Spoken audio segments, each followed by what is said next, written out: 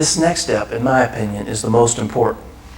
Essential number 2 and number 3 both vary with the amount of line beyond the rod tip. You must learn to vary the stroke length and the timing in order to keep the tip of the rod traveling in a straight line. Currently, you know the appropriate stroke and timing for 15 feet of line. In theory, as the line lengthens, the stroke length will get longer, compensating for a deeper bend in the rod. Keep in mind, short line, short stroke, longer line, longer stroke. Now this is an exaggerated example, but makes an essential point.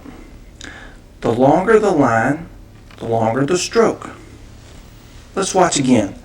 As the line gets longer, so does the stroke. Look at 15 feet of line and note the stroke length needed to cast. Now look at 30 feet of line. The stroke is substantially longer than that used for 15 feet. This is why we spend time building muscle memory for each length of line from 15 to 30 feet. Timing is also a big variable. The pause that allows the line to straighten between each cast must get longer as the line gets longer. Watch the earlier sequence of cast. Note the pause at the end of each cast. The more line that is out, the longer it takes the line to straighten. Remember, short line, short pause, longer line, longer pause.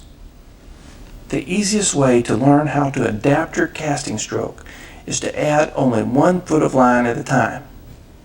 Pull off 1 foot of line for a total of 16 feet and begin to cast. Cast just enough power to straighten the line in both directions. Neither the casting stroke nor the timing will be noticeably different for 16 feet than it was for 15 feet. There will not be much difference in the cast. However, you should be aware of the shape of each loop.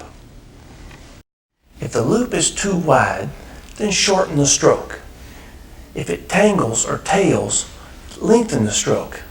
If you learn to make these adjustments now, it will be much easier on you down the road. Now we've learned the visual aids for adjusting the stroke length. Now it's time to learn to evaluate the timing of the cast. Here is a checklist. If the loop makes a pop or crack like a bullwhip, you are not waiting long enough. If the loop tails and you feel the stroke length is correct, you may have started too soon. On the other hand, if it is difficult to keep the loops tight and you feel that the stroke length is correct, then you may be waiting too long. Also, if the fly passes near your head or lower and the loops are fat, you are waiting way too long. Now let's add 1 more foot of line. Repeatedly false cast, adjusting your loop, and then add 1 more foot. Do this until you are comfortable with each length of line from 15 to 30 feet. Go slow. The whole purpose of this drill is to ingrain the proper stroke into your muscle memory. Each foot is equally important as the next, so spend a good deal of time working on each length of line.